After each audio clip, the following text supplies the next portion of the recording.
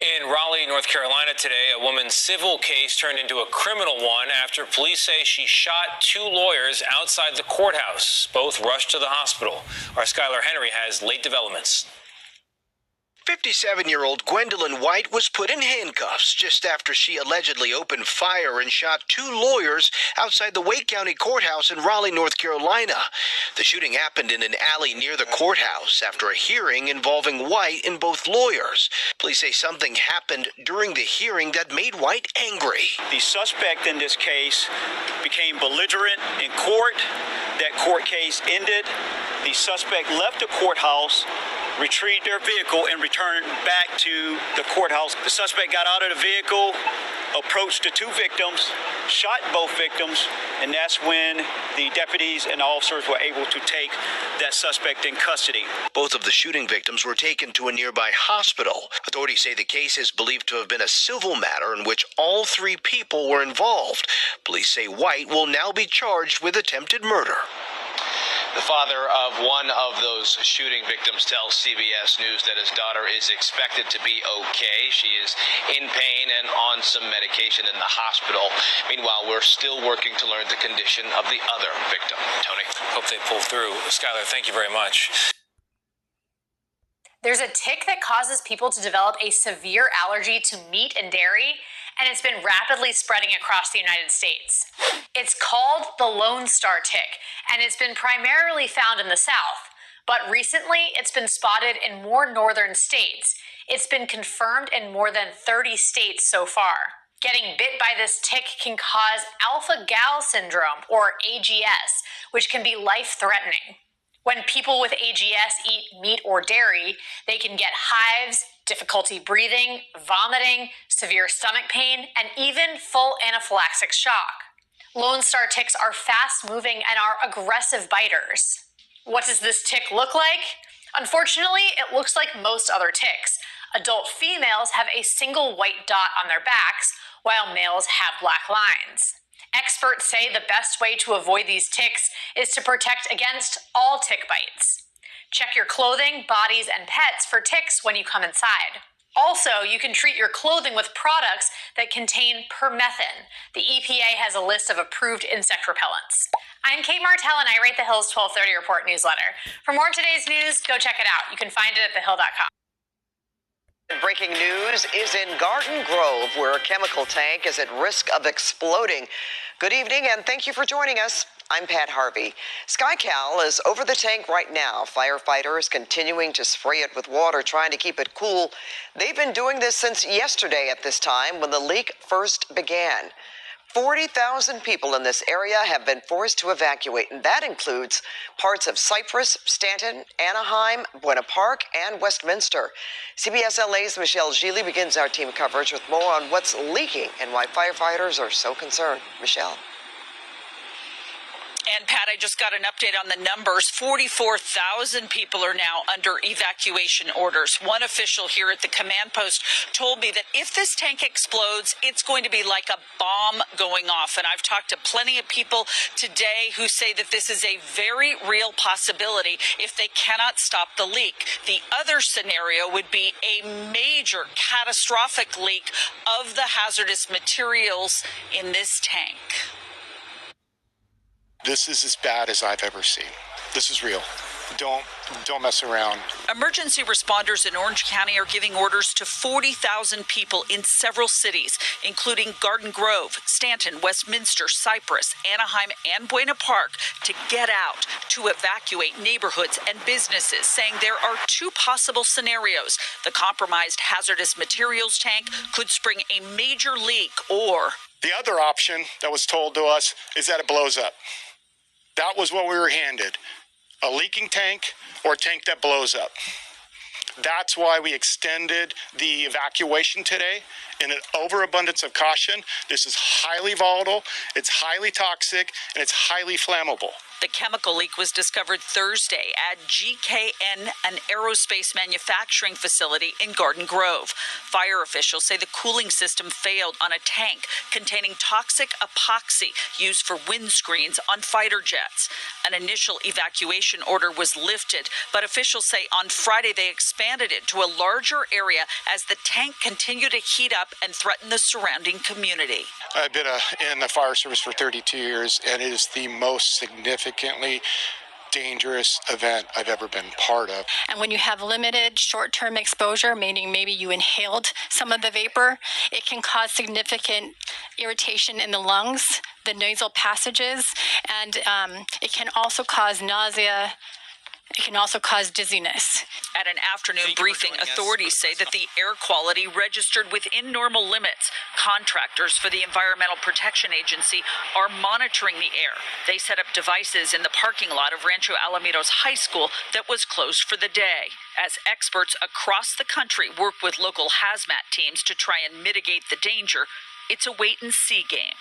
The other concern we have is it's extremely flammable, and in its current state, very reactive and can cause that explosion, which is why we have that hard perimeter in place.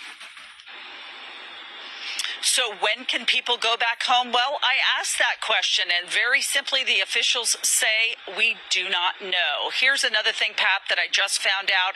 There's a strawberry festival, a very, very popular event going on right now in Garden Grove. Tomorrow there was a parade planned and a 5K. Well, that's now been canceled.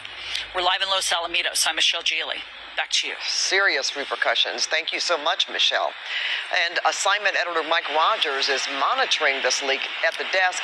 Mike, you spoke with a chemist about whatever it is that's leaking. Yeah, Pat, it's this chemical, as Michelle mentioned, that is used to make windscreens for airplanes. It's an epoxy type of chemical that in small doses and once it is fully used is not toxic at all. But in the state that it is in right now is very concerning to fire officials, as you just heard there in Michelle's piece. Live pictures now from the helicopter. They've been doing this issue where they've been spraying water on it. That is to keep it cool. Now, I learned from the chemist today that this material has a boiling point that is less than water, and it has properties in it that causes it to heat itself.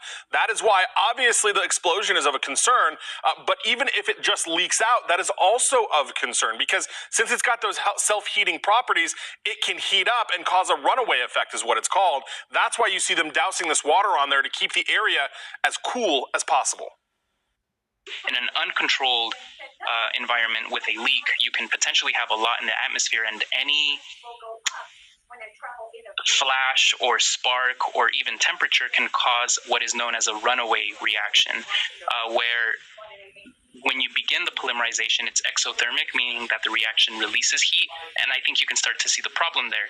Heat initiates the reaction, but the reaction releases heat, and so you get this, what we call runaway, where it's uncontrolled, and it can lead to, yes, fires, explosions, where pressure really builds up very quickly. Yeah, so that's the issue here. As we go back out live to the helicopter now, you can see this. Even if it were to leak out, there is still the chance that it explodes. And as Michelle pointed out, there are tanks next to it that also have combustible materials. So really a tough situation here and unknown exactly when this is all going to happen. You heard Michelle say there's not a lot of options here for firefighters or for the crews that are handling all of this. Hopefully somebody comes up with some kind of solution that will, mitigate this issue. But as of the moment, we're waiting for it to either leak out on its own and deal with whatever problems that entails, or explode potentially, which is also, of course, very concerning, Pat. No, very daunting. Yeah. All right, thank you, Mike. I'm here in the new Lincoln Navigator, and I have a couple. As our coverage from Garden Grove continues, we want to bring in Adunia Elevator, who's covering this story for NBC4. All right, Adunia, you just spoke with somebody who's a toxicology expert about the chemical in the tank. We know it's flammable. Is that the main concern here? Yeah, she said the main concern, and she's seen it from the outside, and she said there's no control. No one has a control over this situation. So what is she's thinking the best bet is what the authorities already said, just to let it leak and let it go and do its course. But the problem with that is she's concerned if there's a little crack or anything on the ground, it go underground and it can really impact the water source, because based on her expertise, this is not something that we're going to see in 2-3 weeks. This is a long-term issue that if this continue going and filtering, we will hear in a few weeks if this went down or it didn't go down underground. But she's also talking about that this is like a bomb. So I don't know if we want to hear what she said. The unfortunate situation that we have right now is that this particular chemical, which is in liquid, it doesn't have a color, it doesn't have a specific smell like others. However, it's highly explosive and volatile. And because it's closer to other chemical tanks at this moment, because the leak is not controlled, it can spill into the other tanks and provoke a highly reactive explosion that will spill into the other tanks, and then this will make a larger type of blast, almost kind of like a bomb kind of thing, because it will, and that would of course implicate, because anything surrounding it will hit or have debris that can hit other spaces. So that's what she's saying, but she said that we have to keep thinking about the long-term issue too, and the possibility that whatever already spilled, and if it continues spilling, it goes on the ground. She didn't say anything about it. If it gets into, let's say a crack gets into the soil, eventually the groundwater, it doesn't dissipate the more it's out of the tank and the further along it gets. She's just hoping they get it cleaned up before it gets to that point. Yes, that's her hope. But like she said, there's no control. And she was very adamant at repeating to me a couple of times when I asked her about if they do this or they do that. And she's like, there's no control. They can't control this situation as much as they want to, because this chemical, you cannot see it, you cannot smell it, so it can travel in an invisible way. Of course, and of the two options, they're hoping that it actually leaks as opposed to explosion. Dunya, we appreciate it. Thank you. A Texas city of 500,000 people is 60 days from running out of water. The two reservoirs that feed Corpus Christi are more than 90% empty. 60% of the water that remains goes to industry, not to people. 6 oil and petrochemical corporations drank nearly 57 billion gallons over the last 3 years. Residents face a $500 fine for watering a lawn. The plants that swallow the river pay 31 cents per 1,000 gallons and are legally exempt from drought rules. The city manager wakes up every Tuesday and tells the public how many days are left. A civil engineer assigned to the emergency well field says he wakes up in the middle of the night, almost every night, thinking about the math. But here is the detail that tells the real story. The water did not run out by accident. The water ran out by vote. 9 council members, no dissent, signed away a piece of a city's drinking supply to a $10 billion plastics plant before that plant had ever poured a pound of pellets. The warnings were on the record, the warnings were ignored, and the plant is still drinking. This is Corpus Christi, the coastal bend. Roughly 500,000 people on the Texas Gulf, served by Lake Corpus Christi and Choke Canyon Reservoir. Lake Corpus Christi is at about 9% of capacity. Choke Canyon is at about 8%. Combined, the system that has supplied the city for generations is now somewhere under 1/10 full. City Manager Peter Zanoni issues a public water supply update every single week. He is, by his own admission, not in a rush to declare a level 1 emergency because the city is, in his words, trying to protect its local economy. The emergency declaration would force industrial users to cut, so the declaration keeps slipping. The timeline runs like a fuse. Before 2021, the City Council signed an agreement allocating a major share of municipal water to a new petrochemical complex called Gulf Coast Growth Ventures. The complex is a $10 billion joint venture between ExxonMobil and the Saudi state oil and chemical company SABIC. The vote was 9-0. Former Councilman Jim Klein is on record warning the council that the city does not have the water to give. The council gives it anyway. In late 2021, the plant comes online. Steel Dynamics opens a major mill in the same window. In 2022, 2023, 2024, the reservoirs slide. In September of 2025, the City Council votes down a proposed desalination plant at the Inner Harbor. The price had climbed from a couple $100 million to $750 million to $1.2 billion. Texas Governor Greg Abbott publicly accuses the council of squandering the lifeline. By 2025, the city is in Stage 3 restrictions. By spring of 2026, the city is months, not years, from a formal Level 1 emergency. No one told you this. Even as the water supply collapsed, industrial use went up. The city's own water dashboard confirms it. Top industrial customers used more water during Stage 3 in 2025 than they did in 2022, when the reservoirs were still high. The drought tightened on residents. It did not tighten on industry. Industry is exempt. To understand how a city of 500,000 people loses its water in plain sight, you have to look at 5 layers stacked on top of each other. The first layer is the watershed. More than 60% of Texas is now in severe drought or worse. The Nueces River, which feeds the 2 reservoirs, is starving. There is no rain in the forecast that changes the math. The second layer is industrial demand. Industry, not households, drinks the city. More than 60% of available water goes to refineries, petrochemical plants, and steel. The top 6 corporate customers alone drank nearly 57 billion gallons over 3 years. That is more than 3 times what every resident in the city used in the same period.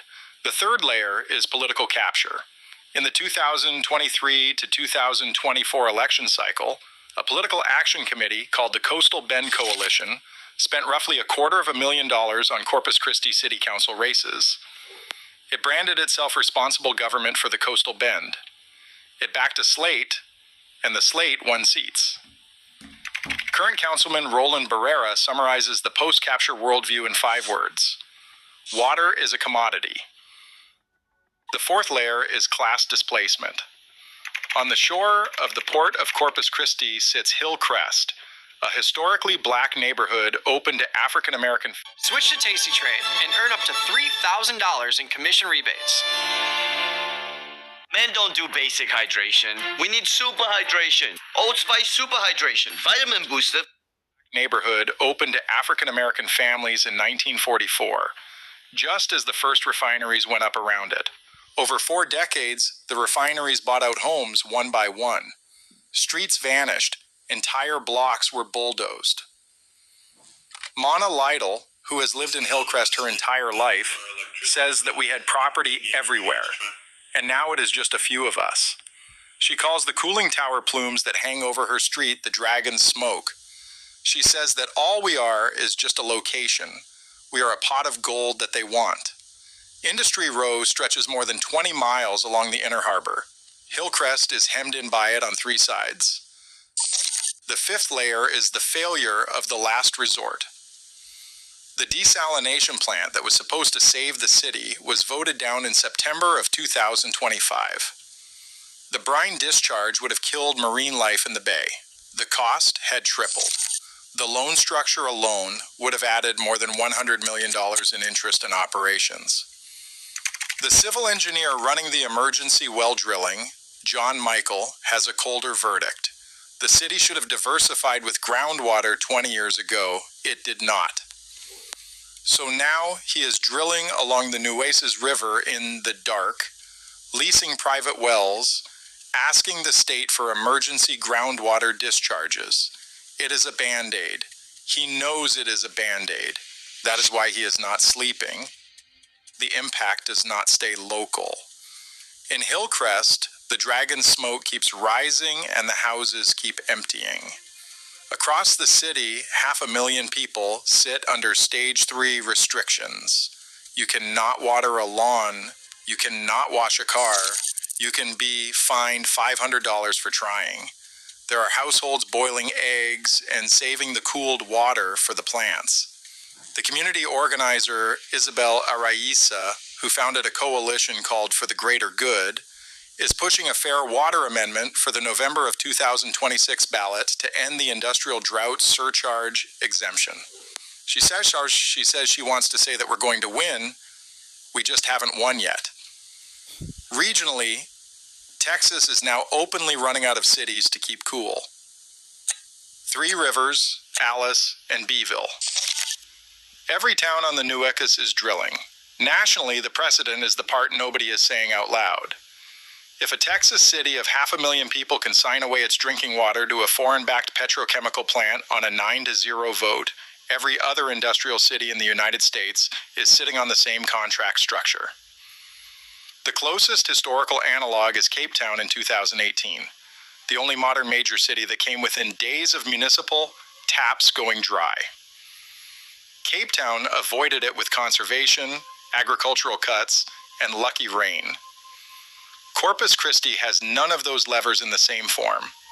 Residents are already conserving. Industry will not cut. The rain is not coming. What happens next is not written. The level 1 emergency could be declared this fall. Bob Paulison, who runs the local industry group, has said the refineries will not voluntarily shut down even at level 1. Pressed on how much time is left, he answered, "We're not out of time until we're out of time." The Fair Water Amendment goes to the ballot in November of 2026. The desalination plant has been quietly put back on the table at a higher price and a slower timeline. None of those threads close. All of them are still moving. Does ExxonMobil stop? Does the council reverse the vote it took before the plant existed? Does Hillcrest survive another round? Does the rain come? None of those questions has an answer yet, and the city manager is filing his next update on Tuesday. The dragon smoke is still rising over the harbor, the reservoirs are still dropping, the refineries are still drinking, the fines are still being issued, the ballot is still being printed, and somewhere on the Nueces River, in the middle of the night, a civil engineer is drilling another well. When you own your own business, you own every decision. Catch the red eye or take the 6 a.m. Make a new hire.